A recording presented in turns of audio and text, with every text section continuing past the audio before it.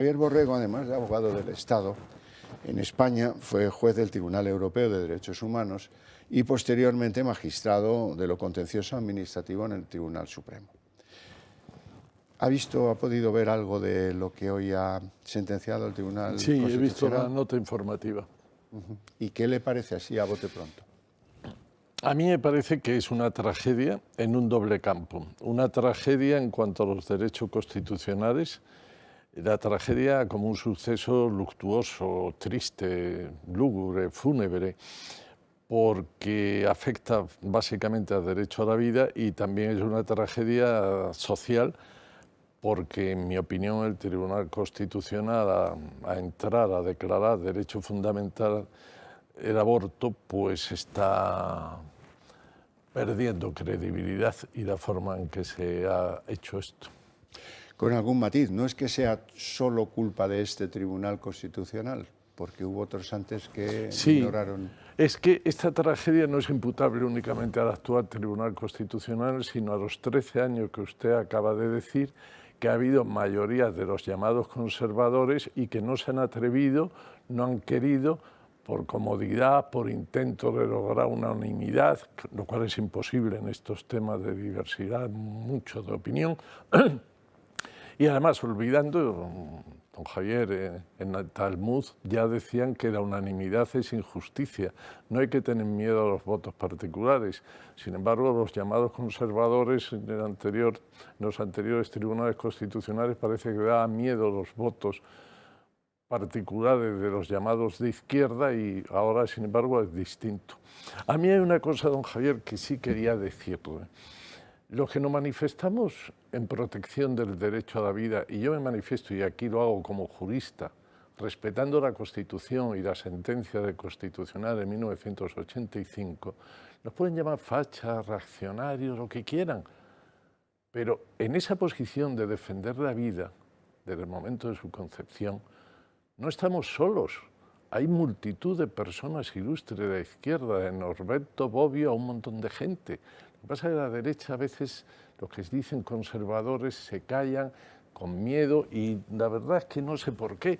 Porque, claro, llamar a alguien reaccionario porque se opone a este tipo de derechos fundamentales que crean al margen de los textos, pues sinceramente, si el progreso es ir hacia adelante tampoco se puede ir al precipicio. Desde luego. Hay una cuestión, yo creo que fundamental, de lo que se conoce de la sentencia. Le he leído a usted un artículo reciente en el que recuerda algo muy importante desde mi punto de vista, que no hay tribunal de derecho internacional que reconozca el aborto como un derecho fundamental. Por supuesto, que es que se está refiriendo a un peritaje, como ellos dicen, que hice para una corte internacional que me pidieron. Es que hay 4 cosas que creo que hay que reflejar. Primero, aquí estamos hablando de interrupción del embarazo. Oiga, interrumpir es suspender, se paraliza y se continúa. Esto no es interrupción, como esto lo de es la electricidad, definitiva. Un interruptor. Esto es extinción del embarazo. Luego se habla de salud sexual y reproductiva cuando justo lo que hay es no reproducción. Pero bueno, en esto los maestros fueron los nazis. Víctor Kempler estudió en la lengua del Tercer Reich cómo con las palabritas que se iban poniendo funcionaban como arsénico en pequeñas dosis y al final letal su efecto. Ahora nos hemos acostumbrado a llamarle interrupción voluntaria del embarazo, y alguno hasta con la sigla. Oiga, no es interrupción, es aborto puro y duro. En segundo lugar, yo he visto, y lo veo en esta sentencia avanzada, porque no conozco la sentencia, porque no está publicada, que utilizamos como la M30. Hay gente que dice, está en Madrid. Mentira, han cogido la M30, o la M40, o la M50, han circunvalado Madrid y dicen que han estado. No.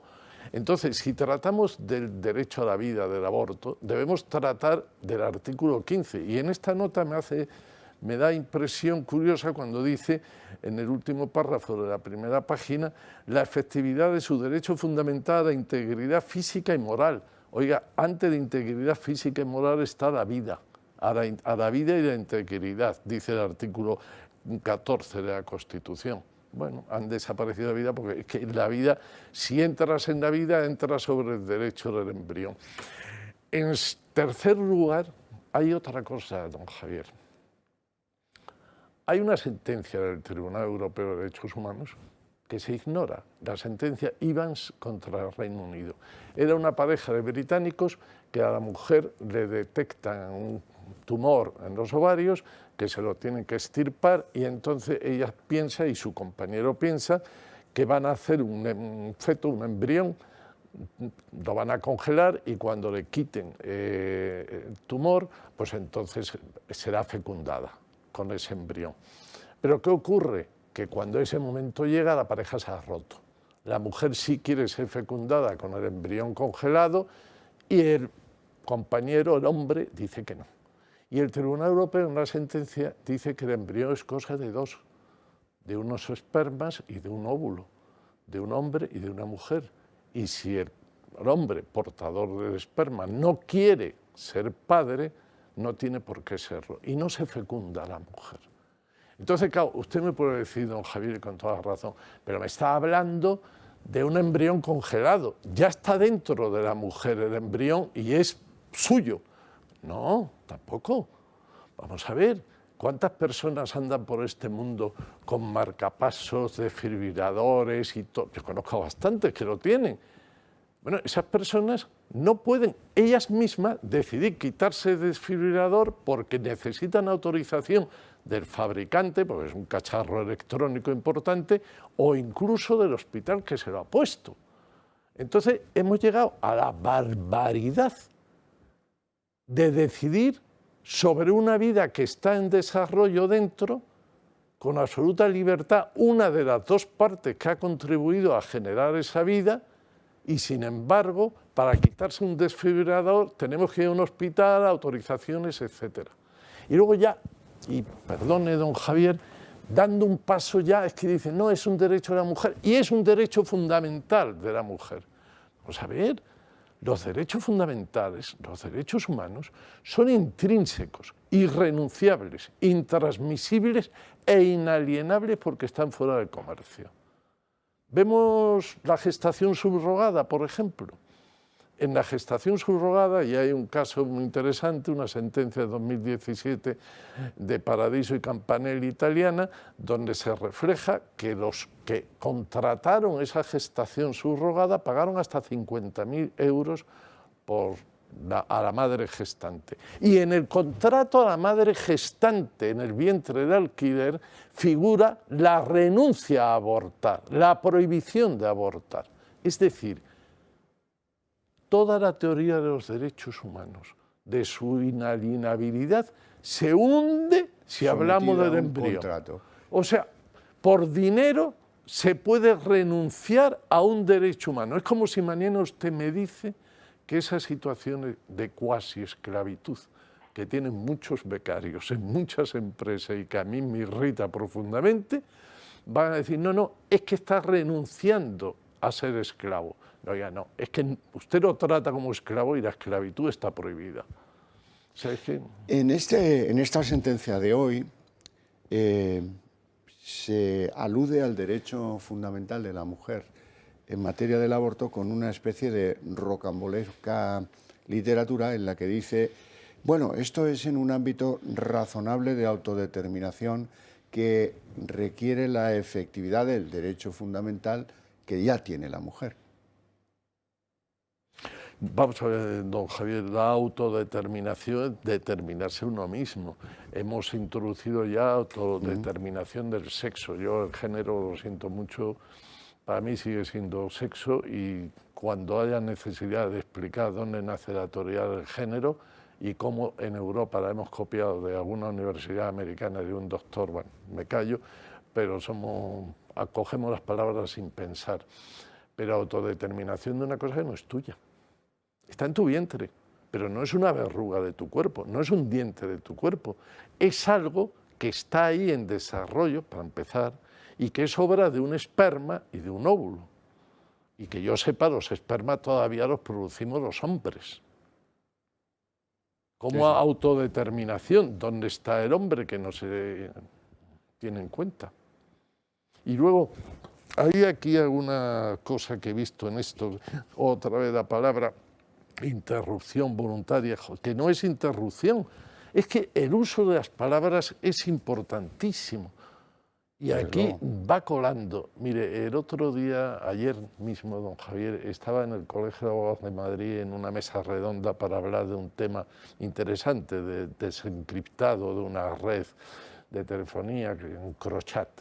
Y cuando los otros participantes en la mesa contaron las incidencias del proceso en España y en Francia, que es un caso internacional, un oyente, un espectador, levantó la mano y terminó exponiendo eso y dijo: pero entonces, ¿en manos de quién estamos?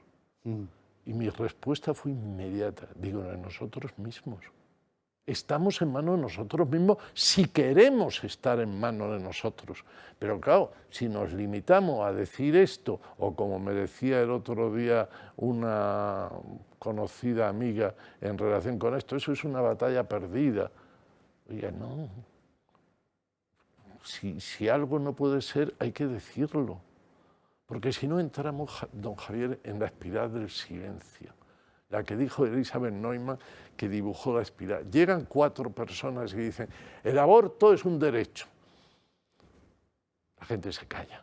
Llegan los medios que se autotitulan progresistas: es un derecho, la mujer, un derecho fundamental. Va creciendo, creciendo la espiral ante el silencio, la comodidad. ¿Por qué no? La cobardía de la inmensa mayoría, y llega al final. Y al final es un derecho fundamental. Yo tengo ganas, cuando pueda, leer la sentencia y la publiquen, de cómo es esto, pero he leído la nota informativa y la verdad, ámbito de autodeterminación, de algo que no es propiedad de la mujer. ¿O es que vamos a decir que un diente es equiparable a un feto? Pues usted, me parece muy fuerte, ¿no, don Javier? Desde luego. Por cierto, que es una sentencia que llega, porque en esto sí que hay que reconocer alguna cosa al terreno ideológico de la izquierda, que es la contumacia. Esto llega, esta sentencia, quiero decir, llega a conocimiento público cuando ya han aprobado una siguiente ley. En febrero aprobaron una nueva ley de derechos relativos al aborto, con lo cual pues este recurso era un incómodo, ¿no? O algo parecido a un incómodo, pero en esa línea ellos van R que R, y los que no pensamos como ellos vamos en franco retroceso. Todavía recuerdo, es que lo tengo muy grabado ese recuerdo, a un Mariano Rajoy, camino de China, caminando por el aeropuerto de Madrid-Barajas, y le preguntan: oiga, ¿entonces ha descartado usted una ley del Partido Popular sobre el aborto? Estábamos en ese tiempo llevando esto al Constitucional, y Mariano Rajoy se había comprometido a hacer eso, a producir una nueva ley que dejase dentro de la Constitución pues lo que toca al aborto. Y dijo: no, es que no tengo consenso. Fin de la cita, porque no dijo nada más. No tengo consenso. Bueno, pues hasta ahí es hasta donde está dispuesto a llegar el Partido Popular de la era Rajoy, y me parece que el de ahora igual. Mire usted, yo respeto absolutamente la sentencia del Constitucional 53 de 1985 sobre el aborto y las posteriores. Y a mí me parece que si esa sentencia, una y otras más que han seguido, se han cambiado en base a esta sentencia que anuncia que avanza la nota informativa, me parece, si aquí no es cuestión, ¿soy abortista? No, es ser respetuoso con la Constitución, encarnar y estudiar el derecho a la vida, no la autodeterminación. Es que hemos empezado con la autodeterminación de los ciudadanos. Yo puedo considerarme mujer y me hago trans. Perfecto. Y hemos llegado al absurdo, don Javier, de todo un Tribunal Europeo de Derechos Humanos analizando si un matrimonio que el marido se declara que es mujer y se inscribe como mujer, y con su esperma fecunda a la mujer que tiene un hijo, hay obligación para Alemania en el registro civil de inscribir ese hijo como fruto de 2 madres, la biológica y el marido convertido en mujer. Bueno, pues esa opinión e intento de los padres de esa criatura, pasó por la por el Tribunal de Distrito, Tribunal de Apelación, Tribunal Federal, Corte Constitucional Alemana y Tribunal Europeo de Derechos Humanos.